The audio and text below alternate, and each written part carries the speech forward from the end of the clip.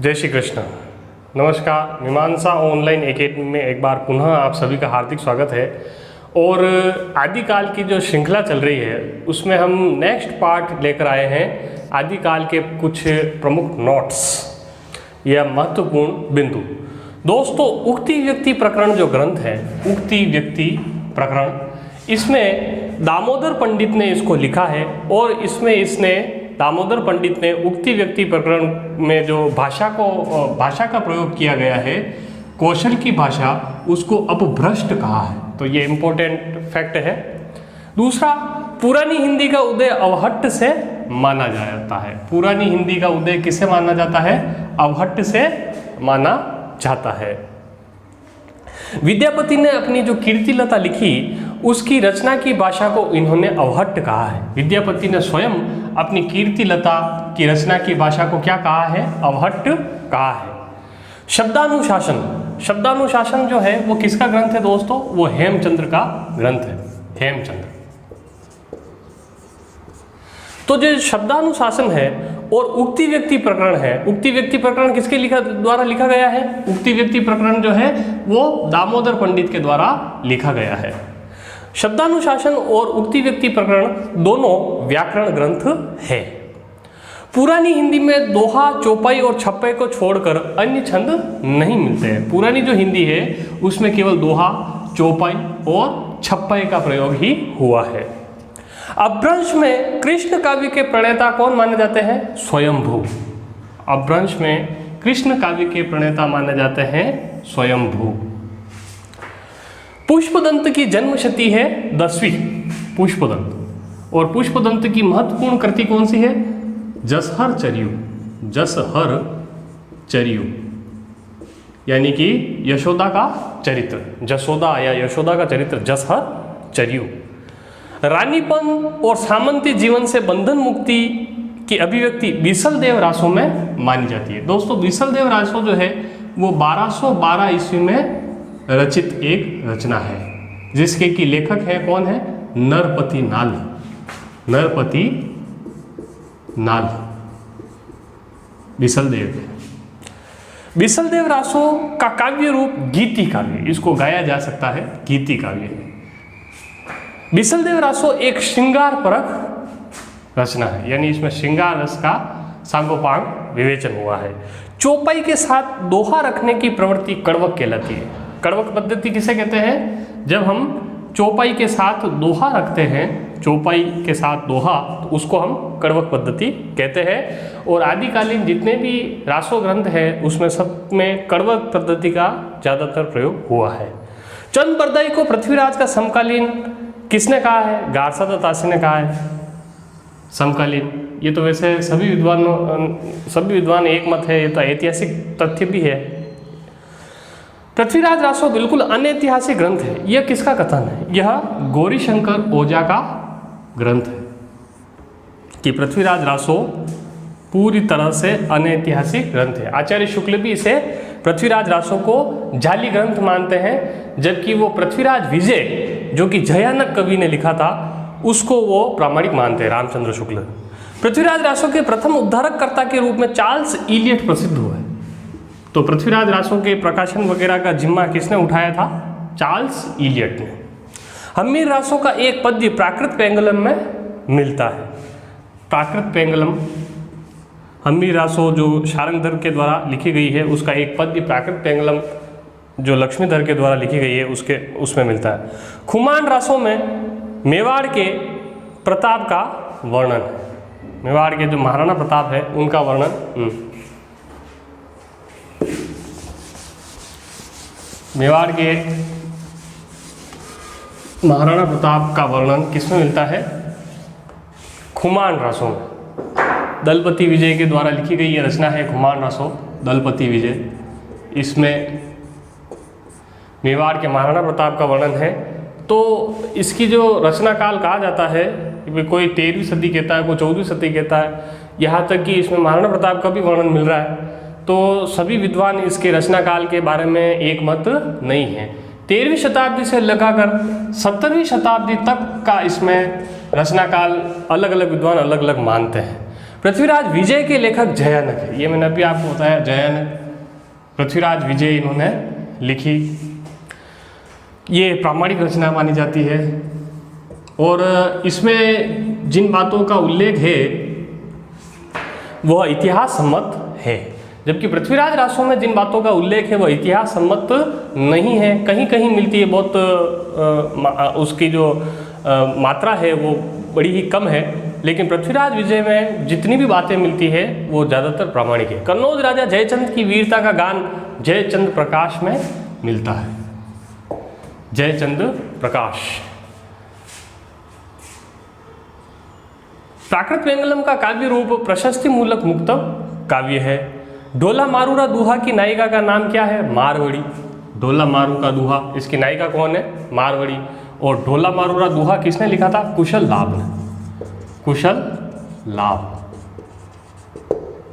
प्रथम बावनी काव्य मातृका प्रथमाक्षरा दोहरा माना जाता है। प्रथम बावनी काव्य कौन सा है? मातृका प्रथमाक्षरा दोहरा। अमीर खुसरो को अवधि का प्रथम कवि किसने माना? राम कुमार वर्मा ने माना। अवधि का प्रथम कवि अमीर खुसरो को किसने माना है? राम कुमार वर्मा ने। विद्यापति पदावली का संपादन राम वृक्ष बेनीपुरी ने किया। विद्यापति पदावली।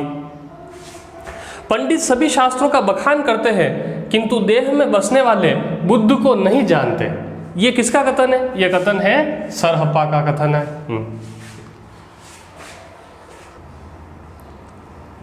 देसिल बहना सब जन बिठा, यह कथन किसका है? यह विद्यापति का कथन है। नेमिनाथ फागु के रचयिता कौन है? राजशेखर सूरी। जय मयंक जस चंद्रिका का काव्य रूप क्या है? प्रबंध काव्य। जय मयंक जस चंद्रिका, ये किसने लिखा? जय मयंक जस चंद्रिका, मधुकर कवि ने। इसके लेखक कौन है? मधुकर कवि। और ऊपर आया है जयचंद प्रकाश, इसके कवि कौन है? इसके लेखक कौन है? इसके लेखक है भट्ट केदार, भट्ट केदार। तो ये दोनों ग्रंथ याद रखते हैं, जयचंद प्रकाश, भट्ट केदार। जय मयंक जस चंद्रिका, मधुकर कवि। बड़ी कठिन है डगर पंदकट की, काहे को ब्याहे परदेश सुन बाबू मोरे, गोरी सोवे सेज पर मुख पर डारे केस, चल खुसरो अगर आपने रेण बही चहु देश। ये अमीर खुसरो का कथन है। आध्यात्मिक रंग के चश्मे आजकल बहुत सस्ते हो गए हैं, ये रामचंद्र शुक्ल ने कहा है। आध्यात्मिक रंग के चश्मे आजकल बहुत सस्ते हो गए। और किसके बारे में कहा है? ये विद्यापति की जो पदावली है उस बारे में इन्होंने कहा है। प्रसंग है विद्यापति पदावली का, और ये बड़ा महत्वपूर्ण कथन है कंपटीशन एग्जाम की दृष्टि से। आध्यात्मिक रंग के चश्मे आजकल बहुत सस्ते हो गए हैं। आचार्य रामचंद्र शुक्ल। पहले जैसे गाथा या गाहा कहने से प्राकृत का बोध होता था, वैसे ही पीछे, यानी पीछे मतलब आगे, दोहा या दूहा कहने से लोक प्रचलित भाषा का बोध होने लगा। यह प्रसिद्ध कथन किसका है? आचार्य शुक्ल का। हाँ, तो अब आगे कंटिन्यू करेंगे। नेक्स्ट बात देखो, अभियंतर की त्यागे माया दुबध्या में ही सहज रहे, गोरखनाथ का कथन है। नाथ संप्रदाय के बड़े ही महत्वपूर्ण कवि हुए गोरखनाथ जी। कुटिल केश सुदेश पोह परिचय किस कद, कमल गंध वया संधि हंस गति चलत मंद मंद। ये चंद बरदाई ने नायिका का वर्णन किया है। कुटिल केश महत्वपूर्ण कथन है या पंक्ति है। भरत मुनि का समय वक्रम तीसरी सदी माना जाता है। भरत मुनि नाट्य शास्त्र के जो प्रणेता है भरत मुनि, नाट्य शास्त्र ग्रंथ लिखा, तो इस ग्रंथ का प्रणयन इन्होंने कब किया था? तीसरी शताब्दी में। भामह का समय 7वीं शताब्दी माना गया है। आचार्य भामह 7वीं। शुक्ल का इतिहास ग्रंथ हिंदी शब्द सागर में हिंदी साहित्य का विकास नाम से प्रकाशित हुआ था। यह पहले कोई एक ग्रंथ नहीं था शुक्ल जी का, यह हिंदी शब्द सागर जो एक ग्रंथ निकला था उसमें हिंदी साहित्य का विकास इस नाम से इन्होंने, शुक्ल जी ने उसकी भूमिका लिखी थी। यह भूमिका बाद में इतनी लोकप्रिय हुई कि इसी भूमिका को बाद में हिंदी साहित्य का संक्षिप्त इतिहास एक पुस्तकाकार रूप में प्रकाशित करवाया 1929 में आचार्य रामचंद्र शुक्ल। मुंज और भोज का समय विक्रम 1050 माना है और मुंज को कई विद्वान प्रथम कवि भी मानते हैं हिंदी का। तो मुंज और भोज का जो समय 1050 माना है। बालचंद विद्यावई भाषा दूर नहीं लग गई खुजन हासा, यह विद्यापति का कथन है। महाराजा भोज से हमीर तक को आदिकाल शुक्ल ने माना। शुक्ल जी ने आदिकाल कहाँ से कहाँ तक माना है? महाराजा भोज से हमीर तक, ये बड़ा इंपॉर्टेंट कथन है। शुक्ल जी ने आदिकाल कहाँ से कहाँ तक माना है? महाराजा भोज से हमीर तक के काल को। हिंदी साहित्य का आदिकाल नामक रचना हजारी प्रसाद द्विवेदी की है, ये तो अपन सब जानते हैं। नेक्स्ट अपन बात करेंगे